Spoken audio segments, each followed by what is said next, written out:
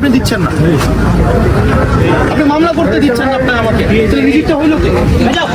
Sir আমি একটু কথা বলি।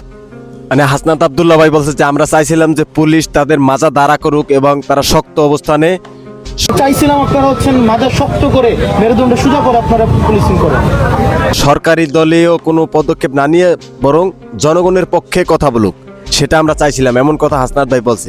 আসলে তো আমাদের এই 24-এর চাওয়া ছিল কি, যে পুলিশটা তাদের অবস্থান অনুযায়ী সবার সাথে সমান বিচার করুক, সবার সাথে সমান আইন প্রয়োগ করুক। কিন্তু সরকারি দলীয় যে এভাবে একচাটিয়া আইন প্রয়োগ, এটা কিন্তু 24-এর গণ অভ্যুত্থানে আমরা চাই নাই, এবং এটা আমাদের দেশের জনগণেরও চাওয়া নয়। ঠিকই আপনারা হচ্ছেন আবার দলের মধ্যে গিয়ে ঢুকলেন, দলের হইলেন, দলের পারপাস শেষ করতেছেন। 5টা মানুষকে আমরা একটা বহন নিয়ে আসছি, আমরা যাবো না, আমরা 5টা মানুষ নিয়ে যেতে যাচ্ছি, আপনি ছেড়ে দিচ্ছেন না। আপনি 5টা মানুষ, আচ্ছা স্যার তাহলে রিজিক কি আপনি না আমি? রিজিক কি হইলো? আমি হইলাম না আপনি হইলেন রিজিক?